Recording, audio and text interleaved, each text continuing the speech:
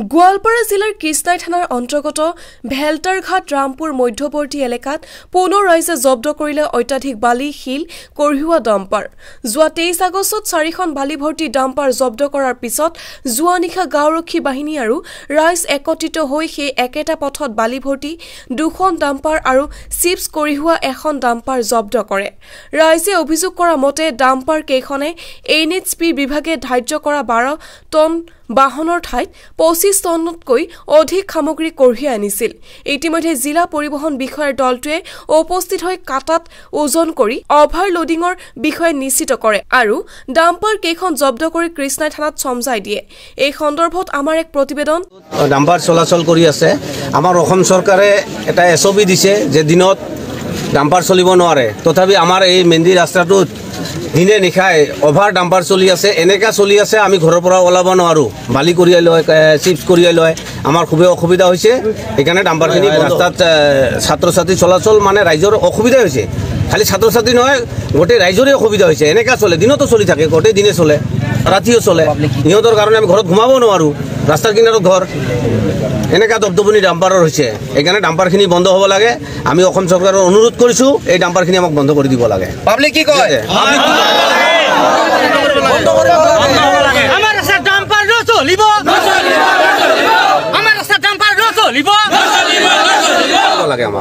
Dumper যাতে এইটো ৰাস্তাত চলিব নোৱাৰে।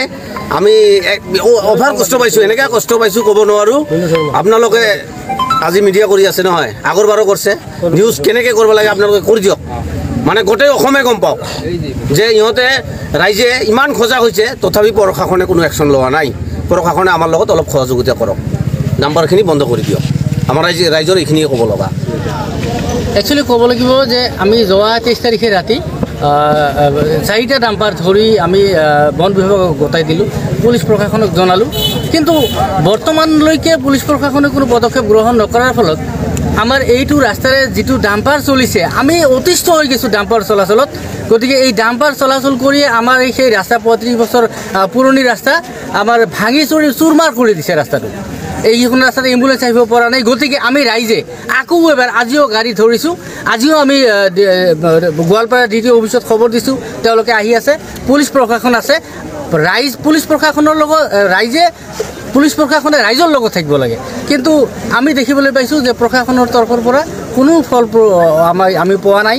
আজিও আমি 4খনকৈ গাড়ী আটক কৰিবলৈ সক্ষম হৈছোঁ।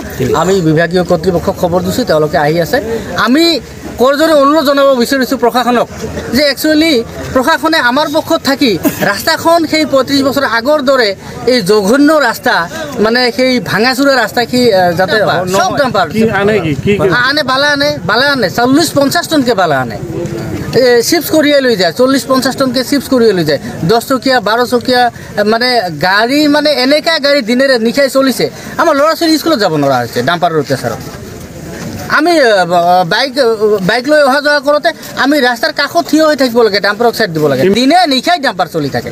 আমি অতিষ্ঠ হৈ গৈছোঁ ডাম্পাৰৰ যিটো চলাচল, মানে ডাম্পাৰ যিটো চলাচল কৰি আছে, আমি ৰাইজে অতিষ্ঠ হৈছোঁ। আমি ৰাইজে ওলাই আহিছোঁ, স্বতঃস্ফূৰ্তভাৱে আমি ৰাইজ ওলাই আহিছোঁ।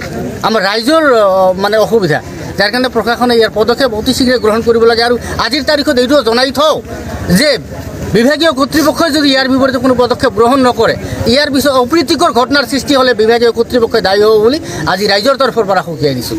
অভাৰলোডিং, ডাম্পাৰ অভাৰলোডিং, এটা ডাম্পাৰে 14 টন 13 টন 14 টন থাকে। সেই ডাম্পাৰখনত আৰু 40-50 টন বালু। সাধাৰণ মানুহ চলাচল, আমি পিলপিলিত আমাৰ বাচ্ছা স্কুলত যে যায়, স্কুলত যোৱাৰ অসুবিধা হৈছে। আমি ৰোগী হস্পিটেললৈ লৈ যোৱাত আমাৰ অসুবিধা হৈছে। আমি ৰাস্তা বাজাৰ ঘাটে যোৱাত আমাৰ অসুবিধা হৈছে ডাম্পাৰৰ অত্যাচাৰত। দিনে নিশাই ডাম্পাৰ চলি আছে।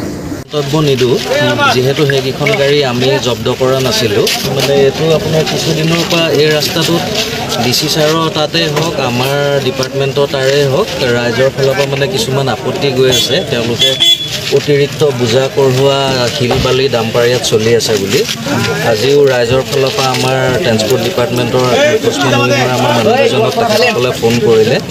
তাৰপৰা আমি ডিউটি হিচাপত আহি পেলাই এতিয়া চাইছোঁ গাড়ীকেইখন। আমি এতিয়া সদ্যহতে তেওঁলোকৰ গাড়ীখিনি কাটা কাটা কৰি পেলাই তেওঁলোকৰ আমাৰ MV Act মতে যিখিনি আপোনাৰ চৰকাৰী আমাৰ ফাইনৰ ব্যৱস্থা আছে সেই ফাইনখিনি কৰি পেলাই আমি গাড়ী কোৱা মতে 12 টনলৈকে তেখেতসকলৰ বহন ক্ষমতা থকা গাড়ী কঢ়িয়াব পাৰে 12 টনৰ ওপৰত আছে না সেইটো এটা কাটাত কৰিলে আমি গাড়ীখিনি গম পাই যাম তাৰপিছত তেওঁলোকৰ টন ৱাইজ আমাৰ যিখিনি আমাৰ MV Act মতে আমি ফাইন কৰিব পাৰোঁ তেওঁলোকৰ টন ৱাইজ ফাইন হ'ব আৰু গাড়ীখিনি আমি কৃষ্ণাই থানাতে সদ্যহতে সিজ কৰি পেলাই থৈ দিম